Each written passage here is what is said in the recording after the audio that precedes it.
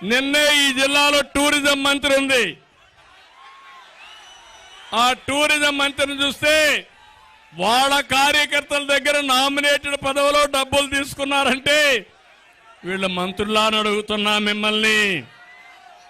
తమిళలో ఇక్కడ పాపాల పెద్దిరెడ్డి ఉన్నాడు. ఆయన పేరేంటి? పాపాల పెద్దిరెడ్డి. చెప్పండి ఆయన పేరేంటి? పాపాల పెద్దిరెడ్డి అవునా కాదా అని మిమ్మల్ని అడుగుతున్నా. అవునంటే చేలు పైకెత్తండి. పాపాల పెద్దిరెడ్డి వచ్చి చూడవయ్యా నీ యొక్క పాపులారిటీ. ఆయన ఏం తింటాడో నాకు తెలియదు. అన్నం తింటా లేదు. ఏమైతే ఇసుకే పాపాల పెద్దిరెడ్డి వచ్చి చూడవయ్యా నీ యొక్క పాపులారిటీ. ఆయన ఏం తింటాడో నాకు తెలియదు. అన్నం తింటున్నాడా లేదు.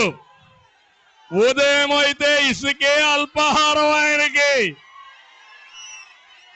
మధ్యాహ్న భోజనం మైన్స్ ఆయనకి, రాత్రి డిన్నర్ ఇరిగేషన్ ప్రాజెక్టులు.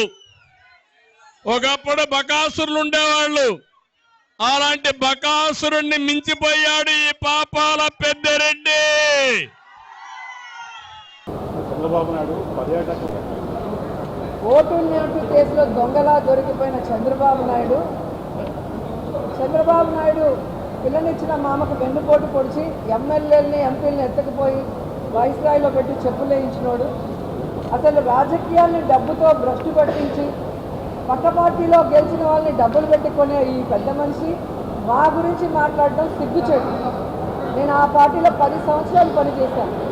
ఈ 10 సంవత్సరాల్లో నేను ఏ రోజైనా ఒక తప్పు చేశానో, ఒకరి దగ్గర ₹1 తీసుకున్నానో ప్రూవ్ చేయమనండి. మీ పార్టీలో పనిచేసిన వ్యక్తినే కదా. ఈరోజు 24 సంవత్సరాల తర్వాత ఈరోజు ఆయన కనిపిస్తుంది. మీరు పదవులు అమ్ముకుంటున్నారు. దీన్ని బట్టి ఆయన స్థాయి ముఖ్యమంత్రి స్థాయి నుంచి మా స్థాయికి వచ్చేసింది అనేది గమనించాలి. జగన్ గారి మీద వాళ్ళ చెల్లెలే చేసినప్పుడు ఎవరో తెలియని వాళ్ళు మనం సామాన్యుల్ని కౌన్సిలర్ చేసినప్పుడు వాళ్ళ అమ్ముడిపోయి మాట్లాడరని ఎలా అనుకుంటారు మీరు? వాళ్ళ వ్యాపారం ఏంటో ఒకసారి కనుక్కోండి. వాళ్ళు ఈరోజు కౌన్సిలర్ అయ్యారు అంటే వైఎస్ఆర్సీపీ పుణ్యం. సామాన్యుల్ని కూడా ఈరోజు ఎంపీల్ని, ఎమ్మెల్యేలని, ఎమ్మెల్సీలు చేసి అన్ని సామాజిక వర్గాలకి న్యాయం చేసిన వ్యక్తి జగన్మోహన్ రెడ్డి గారు.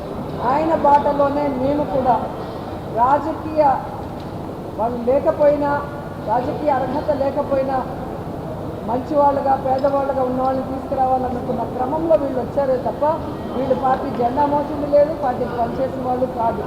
కానీ ఆ కృతజ్ఞత లేకుండా ఈరోజు ఎవరో చెప్పిన మాటలకో దేనికో లొంగి నా మీద నిందేస్తే ఖచ్చితంగా భగవంతుడు సమాధానం చెప్తాడు.